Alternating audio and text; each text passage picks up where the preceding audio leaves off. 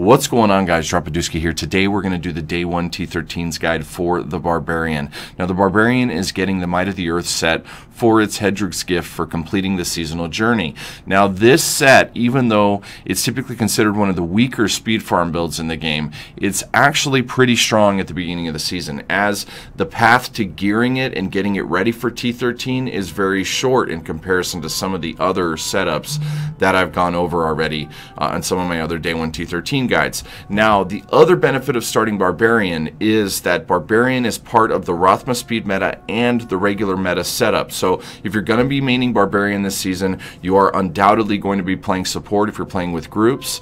If you're not going to play with groups, this is still a decent set to get yourself geared up to do something that's going to be more efficient in regards to farming stones, which would be Whirlwind or Charge, or another setup that is going to be a little faster than Leapquake, as Leapquake is okay, but it's not the fastest build in the game. So let's go over the gear, and then I'll demonstrate this thing and kind of talk about how you'd use it early on. The gear here, 6-piece Might of the Earth set. This set increases the damage of Earthquake by 5,600%. You're going to be getting all 6 of these pieces when you finish your GR level 20, and right there, coupled with the 2 items you have in the cube, which will be Band of the Might and Lut Socks, you're basically there. You could actually run around with a yellow weapon and still do pretty good damage. Now, speaking towards the Band of Might and the Lut Socks, you can get both of these at level 1. When you create your seasonal tune, immediately switch over and do your challenge rift and get yourself that challenge cache, that rewards cache. That cache is going to have blood shards, bounty mats, death's breath, all the stuff you're going to need in the beginning to go over to Gadala and roll rings and boots. Now, ring is the priority here. I would take the 80% damage reduction over the triple leap right at level 1 any day of the week, because this is single-handedly one of the highest damage reduction items in the game, especially early on in the season. Now, this works around not only leap but furious charge and ground stomp, so depending on what other items you get leveling to 70, you could get other items that'll potentially give you multipliers for specific abilities that will still also proc the Band of Might. So Band of Might is a super priority at level 1. You should roll your blood shards for rings and get this thing. Now, if you get real lucky and get it right away, you can continue rolling to get your Lut Socks. And I would actually, as I'm saving my blood shards through going to 70, since we know Leapquake is the set, I would still be using them after the rifts to roll boots just to get those in the queue right away. So once you have these 2 items done, you're basically there. The other items that you need will still increase the damage even further, but you can use just this stuff to get into, T8, T9, even T10 early on. So from here, I would be going for the Blade of the Tribes. Now, you're going to be upgrading two-handed mighty weapons in the cube and trying to get this item. Now, War Cry and Threatening Shout cause an avalanche and an earthquake. So as you're leaping around, you use Threatening Shout to bring your fury up and create another avalanche and earthquake. And then we're going to have Seismic Slam as our spender to then reset the cooldown of leap to kind of repeat that process. This has a very nice flow to it. It does have what I would consider a rotation, whereas some of the other builds kind of have sporadic clicking and other things. Leapquake has always felt more like an MMO rotation than something that I would see in Diablo 3. So it does have a nice smooth feeling to it. So once you have the Blade of the Tribes, the next thing we're going to go for is the Bridle of Giants. Now, Seismic Slam can increase Earthquake's damage by up to 250% for 3 seconds. So once I go in and demonstrate this, I'll show you exactly how the playstyle goes, but you use Seismic Slam to reset everything, and that's going to increase the damage of your Earthquake. And these items here, everything we've just discussed, are enough to do T13. The other items I have equipped are just quality of life, and I'll explain why. Now, Nemesis Bracers, of course you want these for any speed farming setup. You're going to want to get extra packs from the pylons and get more DBs so that you can be upgrading more items in the cube and getting your support Barbarian geared as fast as possible. And then I went ahead and put Ingiam in here. You do not need this. If you get a furnace, you can put that in there.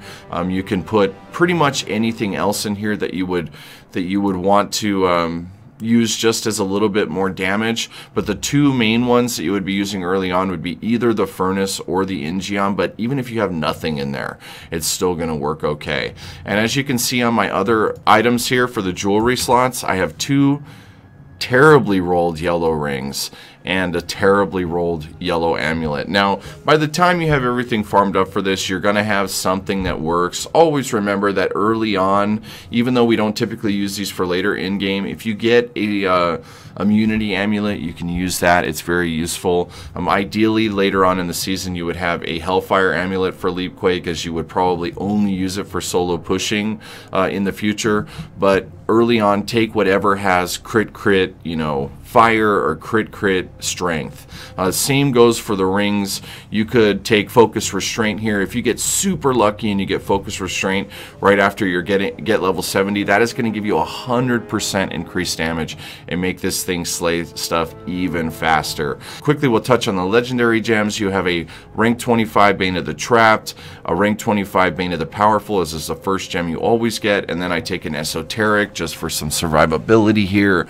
You could also take Boon of the Hoarder and get yourself some more gold as you're going through, because you do not need gold wrap for this. Bandamite is just too OP for damage reduction.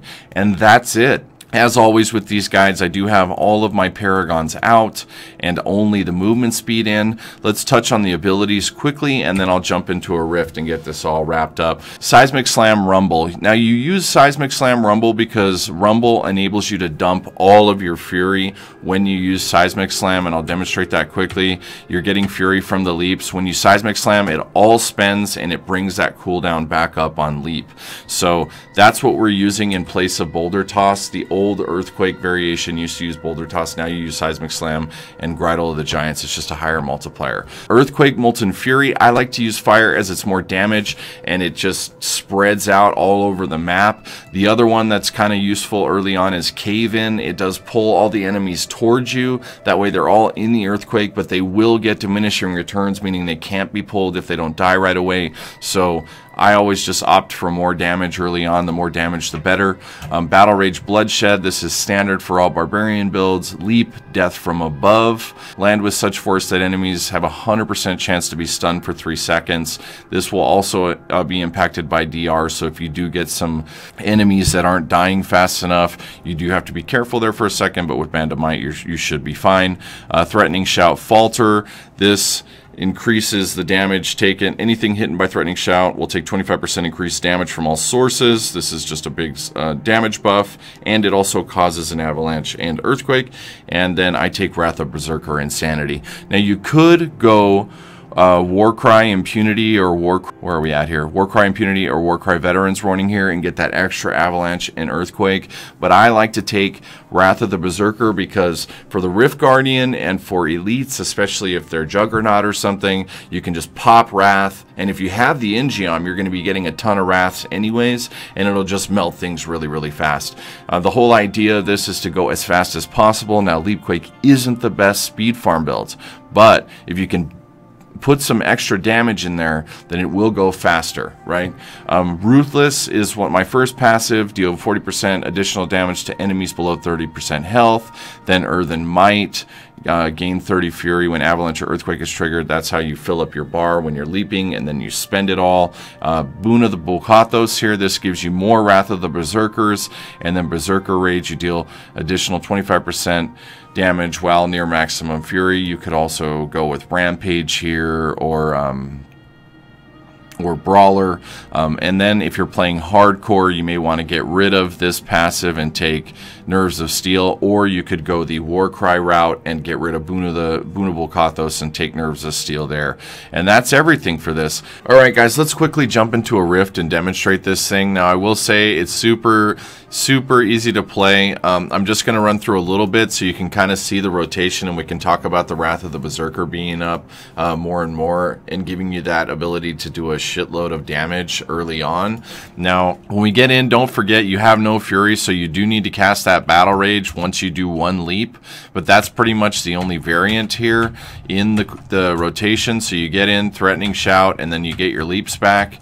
You start leaping again. You can cast that Wrath of Berserker, and then also cast your Earthquake. Now, if your Earthquake is off cooldown, you're going to want to use it, and then that's going to be one of the only other variations to this. When it comes back up, remember that once you do your Seismic Slam, your Fury will all be spent, so you won't have the Fury to cast Earthquake. So do it real quick, and then once Ingeom is up, it's going to be up all of the time, right? You're going to be getting Earthquake back regularly. So as you can see, I'm leaping, shout, then Seismic Slam, then I'm ready to leap again, right? And you just do this over and over through the rift, and it'll kind of slay things as you walk through. Now, we just had Wrath right at the beginning. We got one Ingeom proc, and just with one Ingeom proc, as you'll be getting more if you're in a good greater rift, or in a good rift, I have Wrath already back up, right? So if you happen to get into a map with multiple packs, like a nice open map, you're going to have basically permanent Wrath of the Berserker, giving you a huge damage buff as you go through these things early on. So that's why I opt for that ability. But as I said before, if you're doing hardcore, you should undoubtedly take Warcry there for extra survivability. It's still going to do enough damage, and it'll still get you moving through T13 pretty efficiently early on.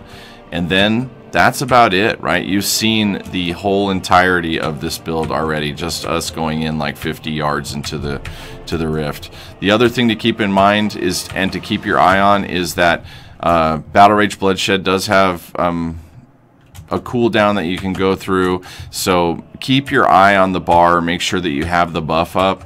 If you don't, just reapply it and then kind of ignore it. You don't have to worry about it anymore, and you're good to go. Let me kill this guy so I can get back to town and we can wrap this guide up. So as I said, Leapquake is probably not one of my favorites at the start. I do feel like it's really slow in comparison to even the day one monk or the day one demon hunter. But Barb is one of the only classes, you know, besides Necromancer. So there's two classes that are guaranteed to be in the two main metas this season. It's Barbarian and Necromancer. Barbarian is in the Rathma speeds. If you guys are unaware of Rathma speeds, I will put a link below. It is the best way to get Paragons in seasonal play, and Barbarian is part of that meta. Then there's also the support Barbarian for standard 4-man meta, which is Star Pact Wizard, Support Monk, Support Barb, and Pestilence Necro, or Rathma Bone Ringer Necro. So Barbarian is a solid start, especially if you're planning on playing groups. This build will carry you through if you're doing SSF and get you the gear you need to run Whirlwinds or a Hoda variation. I do feel that Whirlwind is going to be much faster, but Whirlwind has that sweet spot early on without Paragons that is T11, T12. But remember, this game is all about efficiency. So if you can get a T11 or a T12 down in 1.5 to 2 minutes, you're going to get more keys per hour than doing 4 to 5 minutes T13's. So that's pretty much it for this guide. Everybody, thank you guys so much for checking out these day one guides. I've had a lot of fun making them. A lot of people in the community have helped me with them. And I'm really excited for Season 13. We're going to be taking part of Level with a Cause. That's Wolfcrier's charity thing that he set up. Many of us streamers will be in it. Bloodshed, Big Daddy Den, Riker, Wolf, many others. Guys, we'll be starting stream again on Friday, an hour before the season starts, and we're going to be going ham all weekend long. We're going to go all night Friday night, and then we're going to take a 2-hour break or 3-hour break and jump right back on and rinse and repeat all weekend. If you've never seen the Twitch stream, it's twitch.tv/Dropaduski. My normal schedule is Monday through Saturday, noon MST until 6 or 7 p.m. Stop by anytime if you have any questions or if you just want to hang out. Thank you guys so much. Good luck in Season 13 and good luck in the Grifts. Peace.